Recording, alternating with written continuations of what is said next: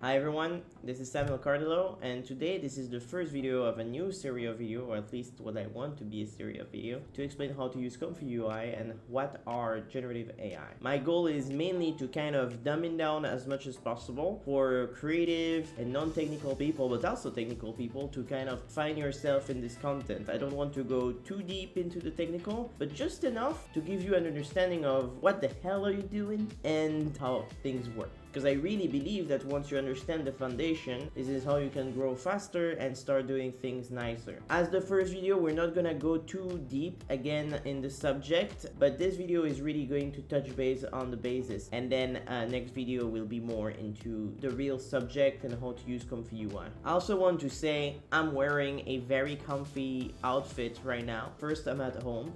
Second of all, deal with it. I know this is not how you expect people to present YouTube video, but this is how it is.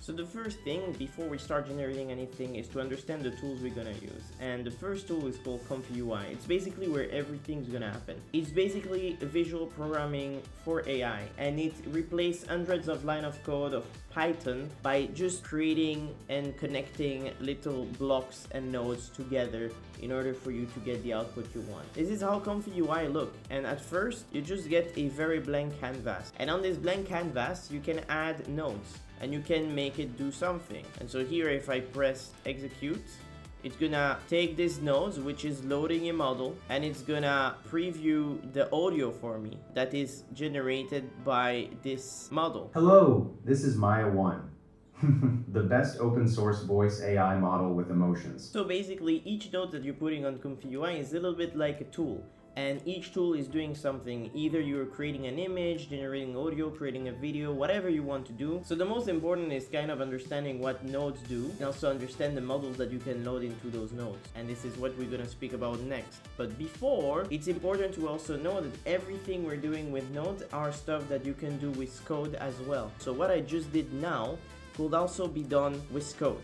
That will be the code you need in order to do this.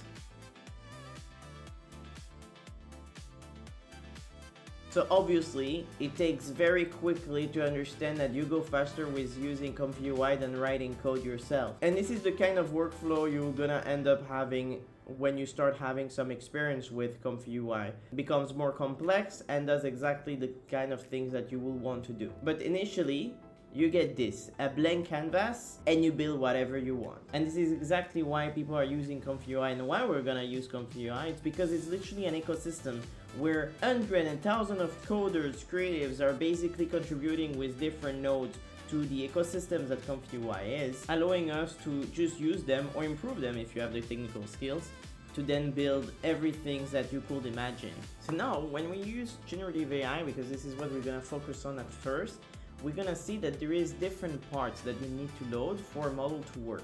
In this example of workflow, I'm loading Flux 1 Dev, which is a model that can generate images in a realistic way. And you see that I'm loading a GGUF, a UNet, a clip, and a VAE. But don't be afraid, it's super simple. The clip is basically the part that's gonna take the text of your prompt, so the explanation of what you want. In this case, it's a photorealistic picture of a man explaining something for a YouTube video tutorial about ComfyUI sitting in front of his computer. And what the clip is basically a model that's gonna take the text, understand it, and convert it into a mathematical understandable blob for the image model to understand and then do its work. The UNet is basically the real brain. That's the real model. The one that's gonna do the whole work, basically receive all the information and do the whole work to generate the image. And then the VAE is basically like the clip, it's a translator. So the clip is translating the sentence, the prompt into mathematical understanding.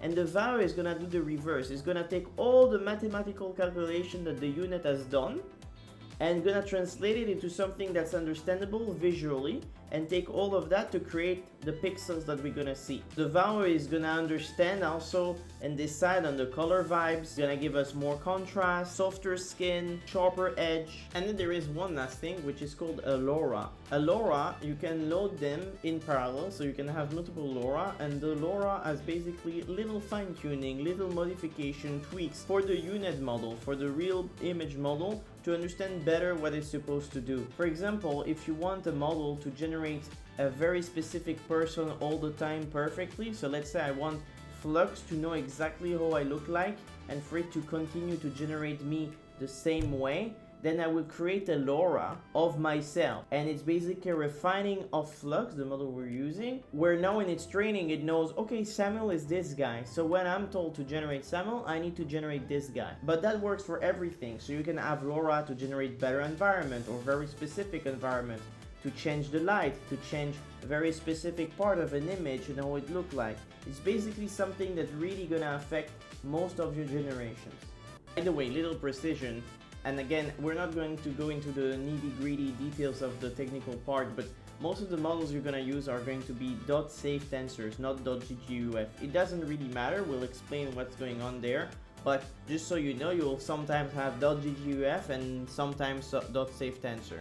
Now we're gonna get in a part that is a little bit more complicated to understand, but it's understandable, so keep watching.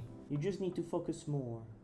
Basically, as we said, models are just a bunch of mathematics. They're doing a lot of calculations in the background, and then we are witnessing the beautiful results of technology. But to make those calculations, they've been trained. They've been trained to do very specific algorithmic stuff that literally I don't even understand myself fully. But we're still gonna have to understand the basics of that, because when you're gonna start choosing models, you're going to see different kind of things, and you need to know what do you need to choose. If you want details, but maybe you don't have the machine that can take a specific model or kind of things. So we need to understand the basics of how the naming conventions work, and maybe also how it works a little bit behind, to then understand how to do the wise choice in our workflow. And honestly, it's not that complicated. There is two things to remember. You will come across models that are named FP32, FP16, FP8, BF16, BF32. It doesn't matter. It doesn't require for you to understand too much of it. Just understand that basically 32, 16, 8 means the amount of precisions a model has.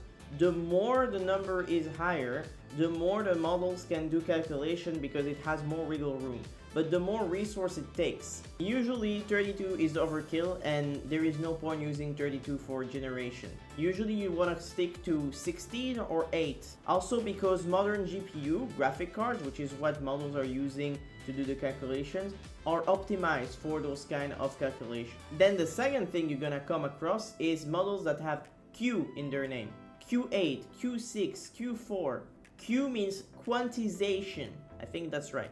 And it's basically the compressing of a model. So let's say it's a model that was trained on FP32, but then it's compressed at different level for you to be able to use it on your machine in an efficient way. The higher the number is, the closer it is to the initial model. So Q8 on a scale, for example, will mean that you're closer to the initial model, so you have a higher quality, but it will gonna take more time to calculate, and it's gonna require your machine to be a little more efficient. Q4, on the other side, is gonna be less quality, but it's gonna be good still to use and faster. So to summarize that, and by the way, I removed my beautiful and comfy outfit, but to summarize that, the models that comes with FP something or BF something is just basically how they've been trained. It's the amount of precision they've been trained with. FP32 is very high precision, FP16, FP8 is a little bit less precision, but they're more than fine, and most of the time you're gonna use FP16 or FP8. Now, if a model has a Q version to it, then you can also use the Q version instead, and it's basically the model that has been trained,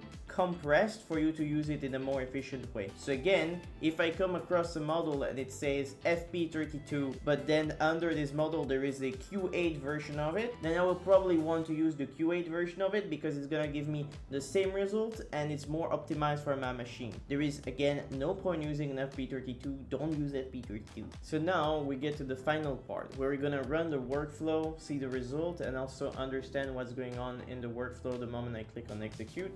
Understand also which part of your computer needs to be used. Just want to be clear though, I'm not gonna explain what the workflow does in details. That will be for a future video where we build a workflow together. It is really just for you to grasp the idea of how things work.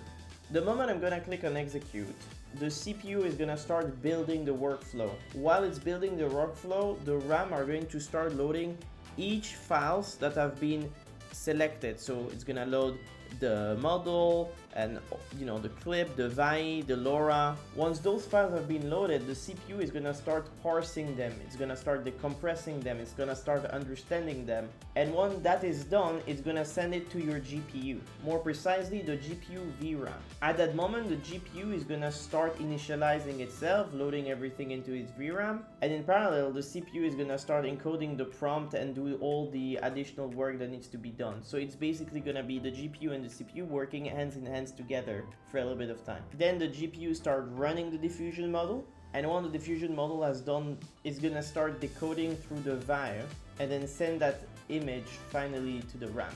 So it's basically a symbiotic work between your CPU, your RAM, and your GPU. So here I'm gonna click on execute. We're gonna see my CPU doing its things.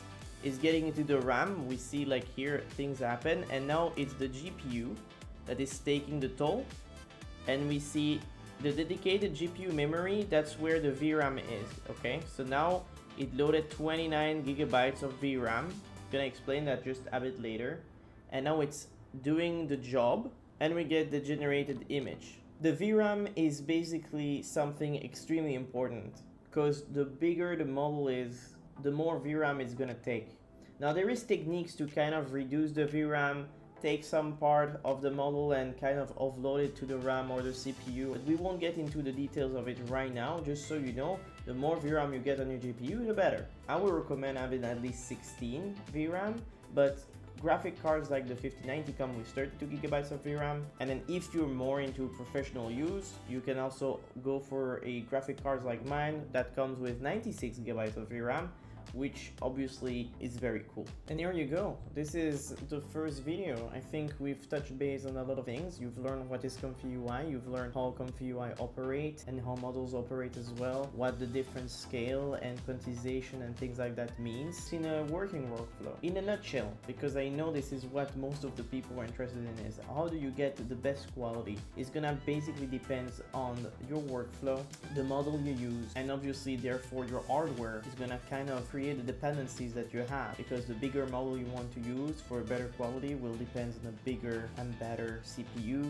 GPU, and RAM. But at least you know now what to look for, both in terms of your hardware and the models you come across. You can also go on Reddit. There is a ComfyUI Reddit, a stable diffusion Reddit, where people share their workflow, and I will really advise you to go download those ready to use workflow and understand how they work. There is also CVTI, which is a website. All of those links are in the description of the video, where people share their LoRa, they share their models, they share different kind of things. Be careful though, because there is a lot of not safe for work kind of content there. And basically that's pretty much it. You need to be curious, you need to want to dedicate some time for it, but now you have the base to understand what you're doing. And in the next video, we'll build a workflow together, and we'll do some different kind of things to understand which nodes, which basic nodes do what in ComfyUI. This was Samuel Cardillo. I hope you enjoyed it, and see you for the next video, hopefully. And don't forget to comment, put a thumbs up, and subscribe, and do all the crazy stuff that you're supposed to do nowadays on YouTube videos. Have a good one.